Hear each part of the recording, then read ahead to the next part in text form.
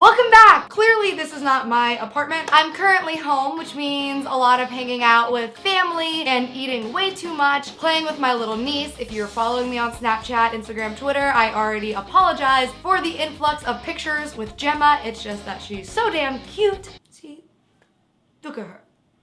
She's a cute baby. Being home also means that I don't have my lighting kit and I'm using an extremely flimsy tripod, which is terrifying me. One of the most requested videos over the past couple months is an update on my living situation and my psycho roommate and has she seen the video, etc, etc, etc. So today I'm going to give you a psycho roommate update. Before I give you the update, I feel like I left out a lot of backstory because the other video was so long that I just had to cut out some stuff. I just want to make it clear that I was actually a really good roommate, and this is why I know this. When I first moved in, she was talking about all the roommates that she had previously and that she's not friends with any of them anymore, that they all deleted her on Facebook, and that really should have been a big red flag to me, but again, you already know, if you watched the My Psycho Roommate video, I was very desperate.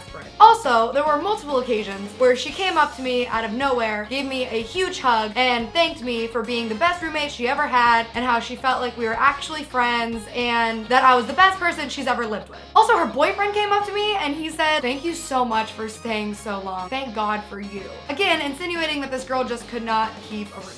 All signs point to psycho. I apologize to everybody who hasn't seen my psycho roommate video. If you want to watch that first, click the link in the description and then come back here to watch the update. Another thing she said when I first moved in, and then multiple times throughout our living together time, I don't know, was that I need to be careful in Hollywood because so many people have been out here trying to make it as actors for so long, and they see social media people like myself and they get bitter and jealous. It became more and more apparent as time progressed, and especially towards the end, that she was mostly referring to herself. Okay, I think I mentioned in the last video that my friend was leaving town for a couple weeks and gave me the keys to his apartment because he's a wonderful man, and I was staying in his studio, which was great. It was still a really terrible situation because I had to move all of my furniture into storage, live out of my car, just so much moving and extra work and time for a week and a half of my life. While I was at this apartment, I had tweeted, "Do you guys want to see the My Psycho Roommate story?" and tweeted that it would be up in a couple weeks. She or someone she knows must have seen it because she called me and she says, "I've been informed that someone I know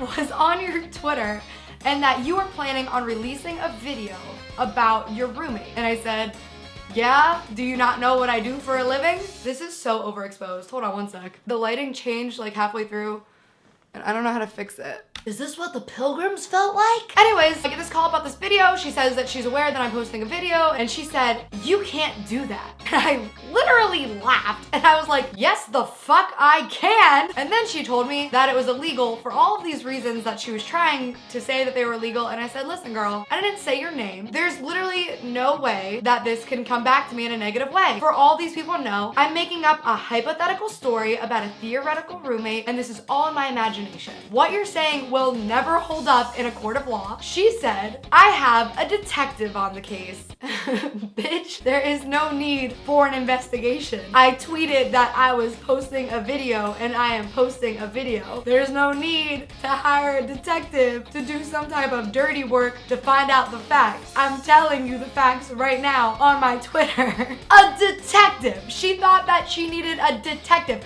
That was her threat. Detective. Like, detective. Then she told me that I was causing distress to her life. She told me this as I was unpacking my car for the third time that week because I was homeless because of her. I need to move this. I'm causing distress to her life.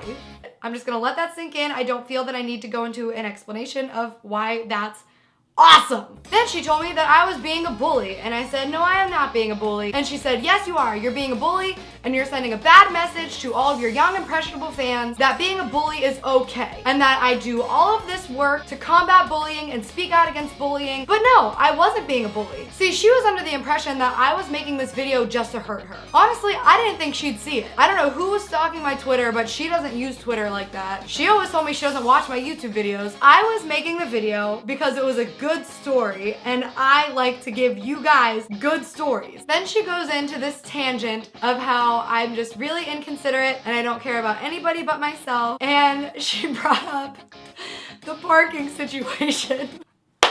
Again, if you don't know what I'm talking about, please watch the previous video. And then she said, one of her examples of how I was so inconsiderate was I started painting the kitchen and then left for the morning without finishing it.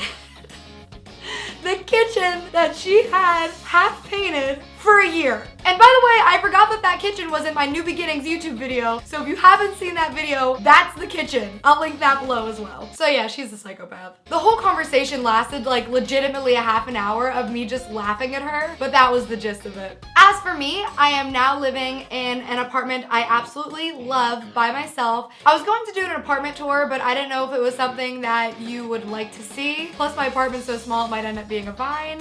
If you want to see an apartment tour, leave that in the comments below. If you have any psycho roommate stories, leave that in the comments below. Make sure to give this video a thumbs up for sharing all of my distress with you. Make sure to subscribe to my channel, please.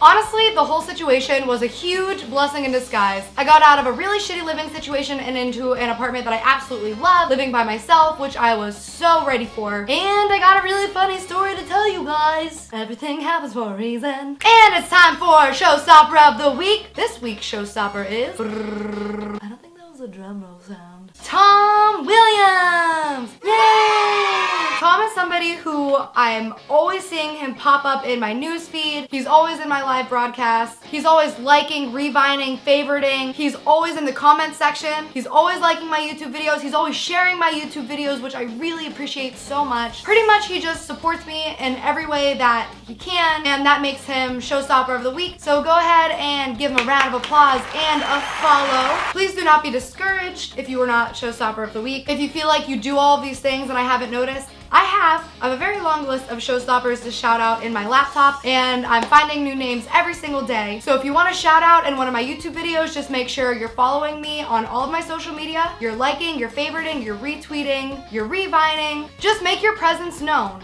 Show me love, I'll show love back. Okay, as always, I love you all very much, and I'll see you next week.